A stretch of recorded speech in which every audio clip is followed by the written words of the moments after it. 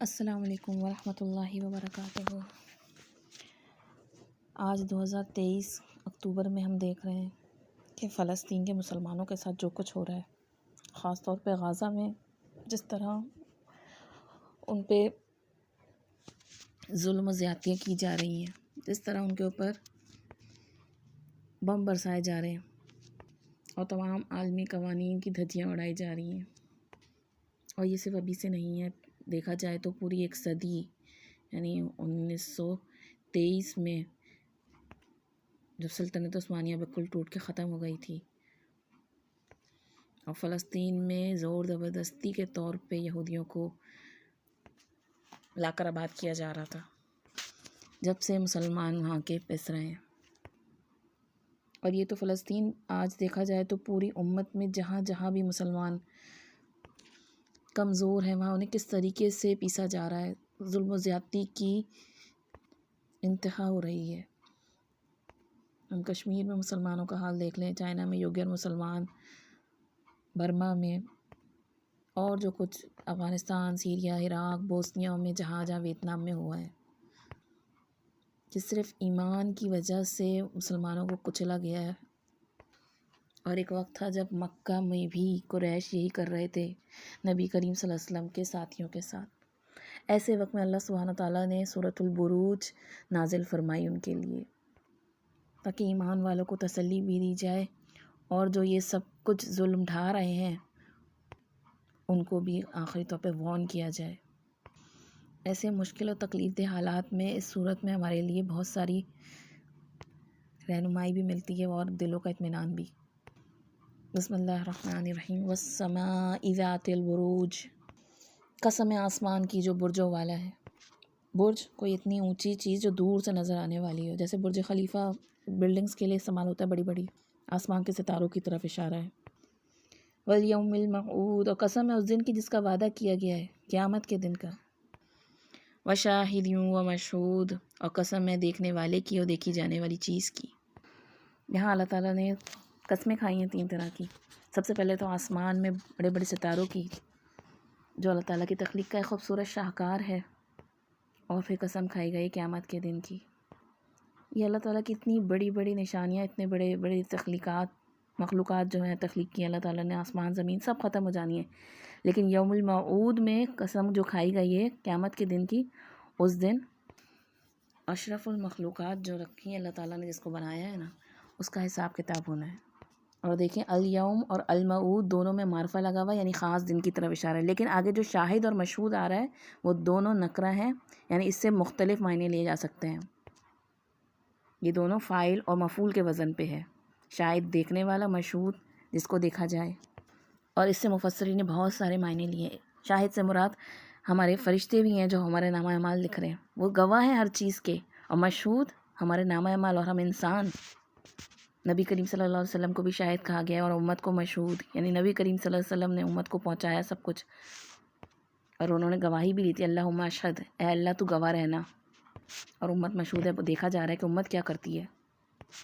اسی طرح یہ پورا زمانہ شاہد ہے کہ اس میں جو کچھ بھی ہو رہا ہے سب زمانہ دیکھ رہا ہے، اور مشہود کہ انسان اس میں جب پاور ملتی ہے، اختیارات ملتے ہیں، تو کیا کچھ کر رہے ہیں سب ریکارڈ ہو رہا ہے۔ اسی طرح مفسرین کہتے ہیں قیامت کے دن انسان جو ہوں گے وہ شاہد ہوں گے، وہ دیکھ رہے ہوں گے، اور مشہود فرشتے مشہود ہوں گے، کیونکہ فرشتے آسمانوں سے اتر رہے ہوں گے، انسان ہکا بکا ہو کر انہیں دیکھ رہے ہوں گے۔ اسی طرح ایک روایت میں آتا ہے کہ جمعے کا دن جو ہے وہ شاہد ہے، یعنی وہ دن ہر ہفتے آتا ہے اور وہ دیکھ رہا ہے کہ کون ہے جو اس دن کی تیاری کر کے آتا ہے۔ اور عرفہ کے دن کو مشہود کہا گیا ہے، کیونکہ عرفہ کا تعلق وقت سے نہیں ہے بلکہ وقت کے ساتھ ساتھ ایک جگہ سے بھی ہے، کہ عرفہ کی جگہ جو ہے وہ میدان جو ہے وہ مشہود ہے، جس کے پاس جا کر لوگ خود حاضر ہوتے ہیں اس میدان میں، اس دن کا وہاں جا کے مشاہدہ کرتے ہیں کہ وہ کیسا لگتا ہے وہاں پہ۔ یہاں اللہ سبحانہ تعالیٰ کیا بتا رہے ہیں کہ ہر چیز جو ہے وہ گواہی کے لیے تیار ہو رہی ہے، یہاں تک کہ انسان جو کچھ کر رہا ہے اس کی اپنے اعضاء بھی جو ہیں ایک دن گواہی دیں گے۔ اور گواہی کب دی جاتی ہے گی؟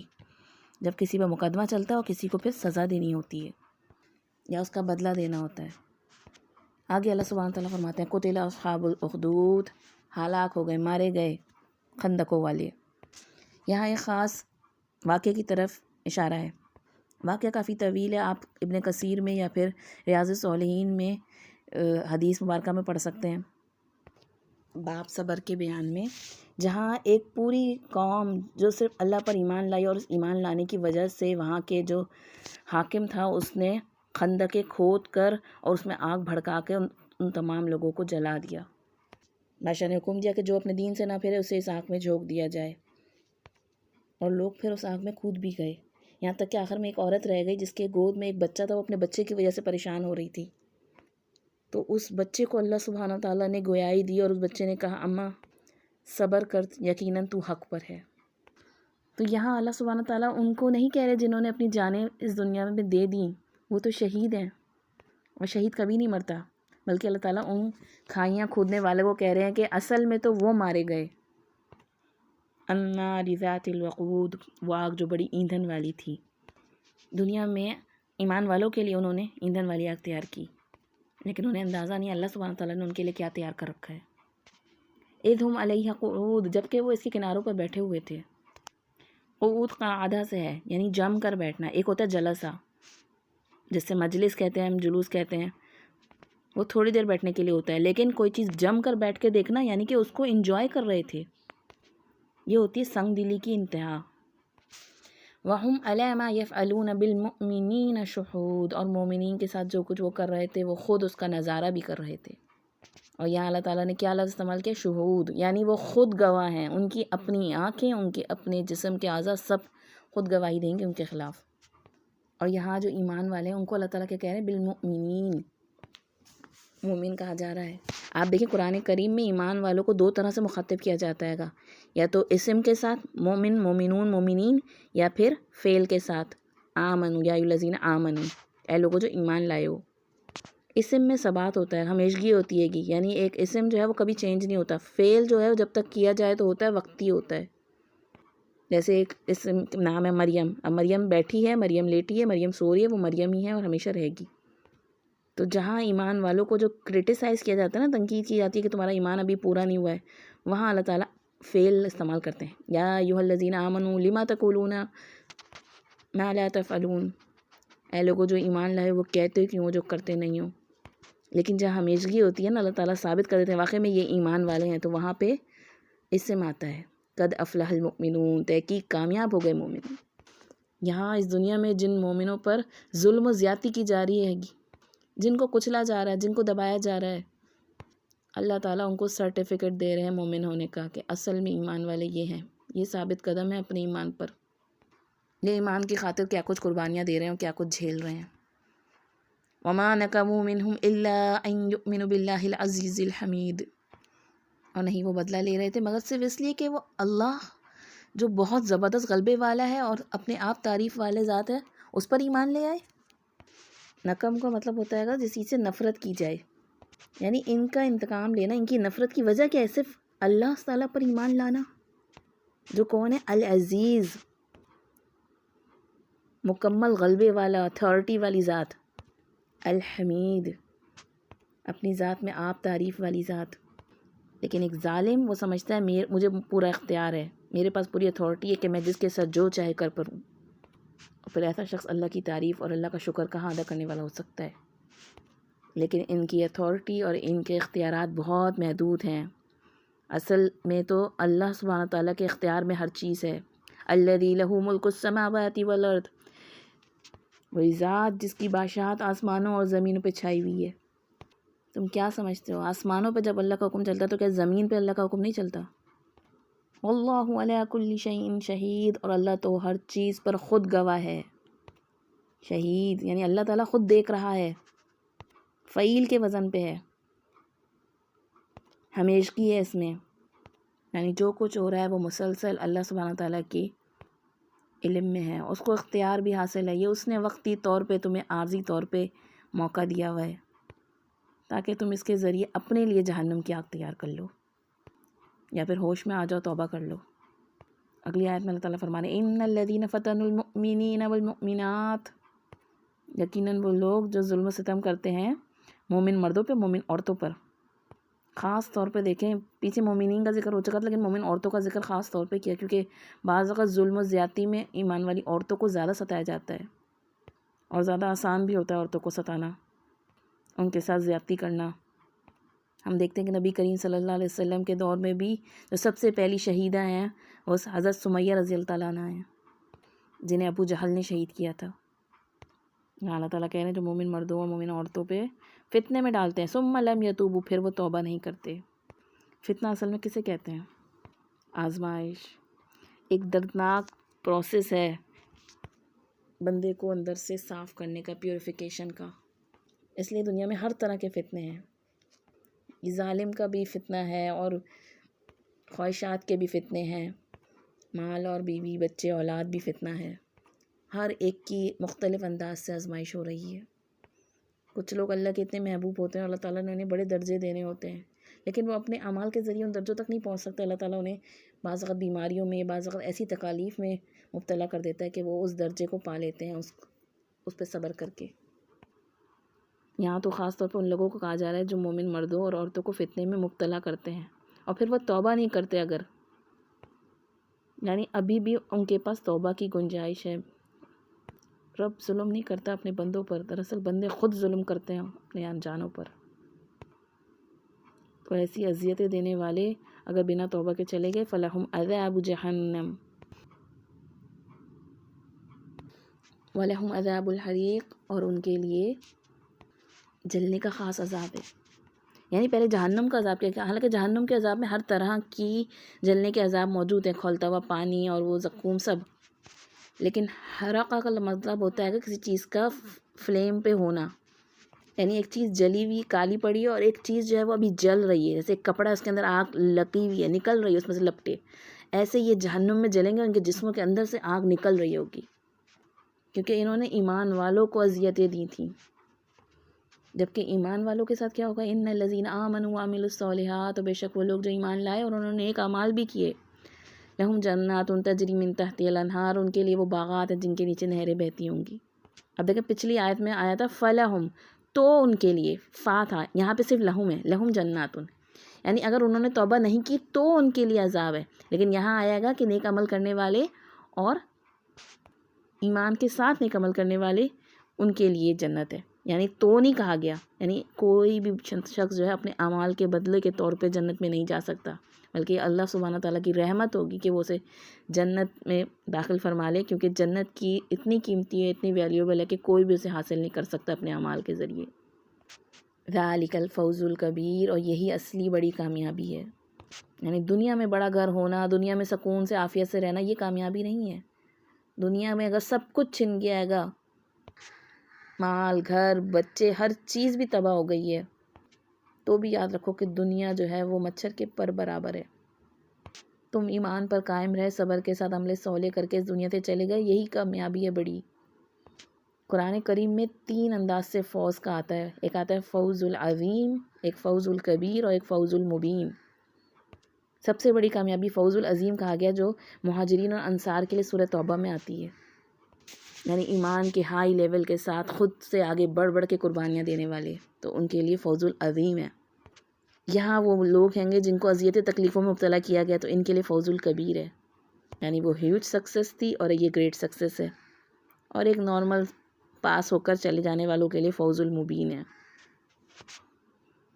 آگے اللہ تعالیٰ نبی کریم صلی اللہ علیہ وسلم سے فرما رہے ان بطش ربک لشدید، یقیناً تیرے رب کی پکڑ بڑی سخت ہے، یعنی آپ صلی اللہ علیہ وسلم کا دل تکلیف میں مبتلا تھا اپنے صحابہ کو اتنی تکلیفوں میں دیکھ کر، لیکن بعض چیزیں اللہ تعالیٰ کے ماسٹر پلان کا حصہ ہوتی ہیں۔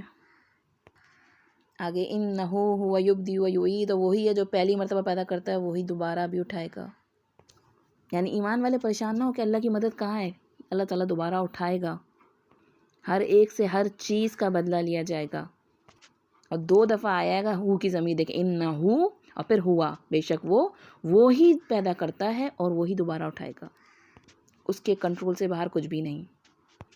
وَهُوَ الْغَفُورُ الْوَدُودُ، وہ بہت بخشنے والا اور بہت محبت فرمانے والا ہے۔ ابھی بھی توبہ کا دروازہ کھلا ہے اور بہت محبت فرمانے والا ہے۔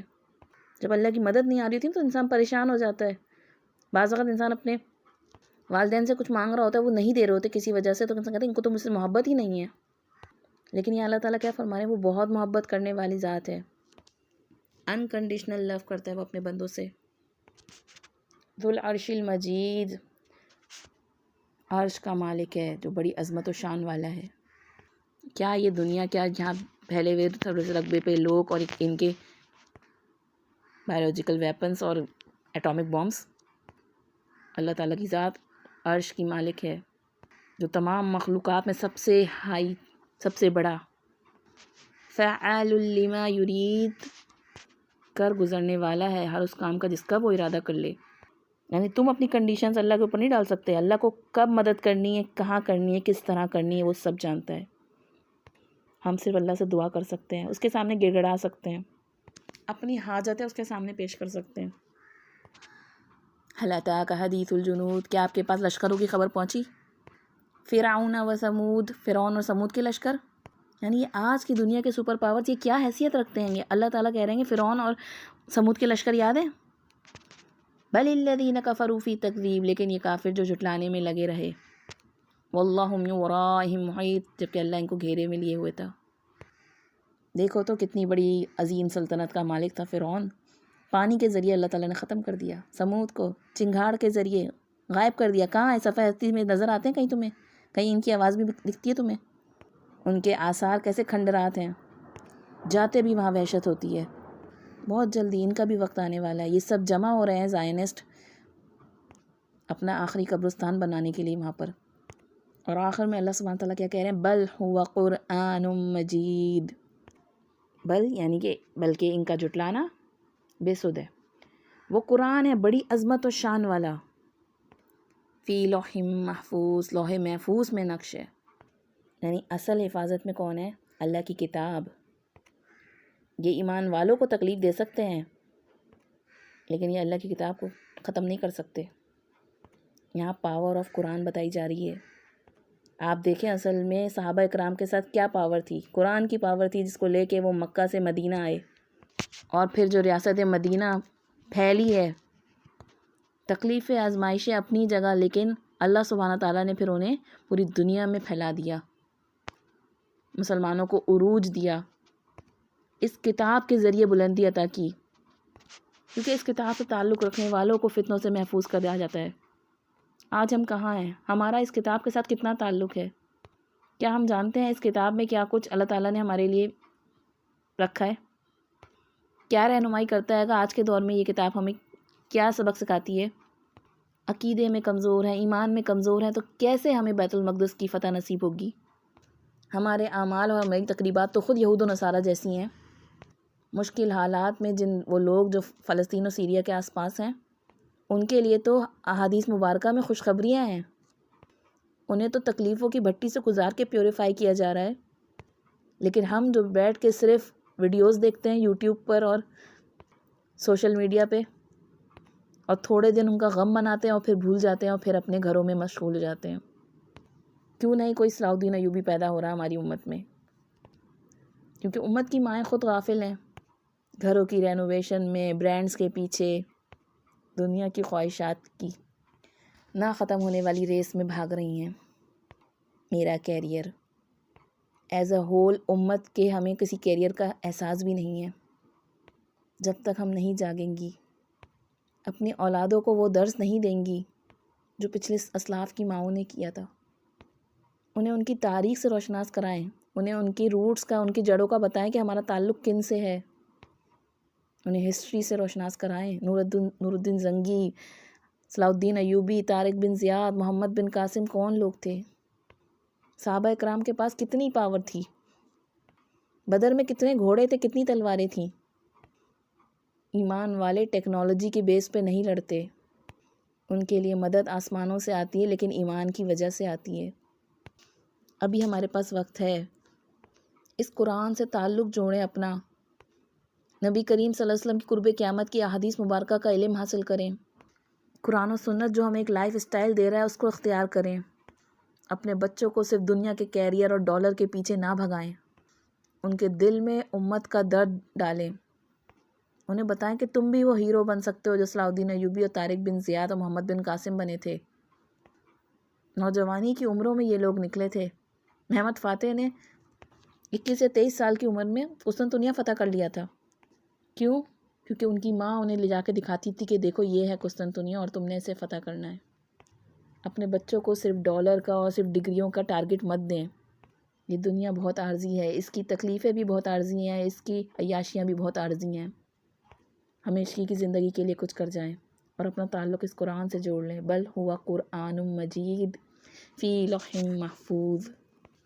اللہ تعالیٰ ہم سب کو اس اپنی کتاب کا حق ادا کرنے والوں میں شامل فرمائے، اور جہاں جہاں ہمارے مسلمان بھائیوں پر جو جو اذیتیں تکلیفیں ہو رہی ہیں، یا اللہ ان کو دور فرمائے، ان کو صبر عطا فرمائے اور ان کی مدد فرمائے۔ اللہ اپنے غیب کے خزانوں سے ان کی مدد فرمائے۔ اللہ ہمیں اس قابل بنا دے واقعی میں کہ ہماری نسلوں کو چن لیا جائے اس مظلوموں کی داد رسی کرنے والوں میں۔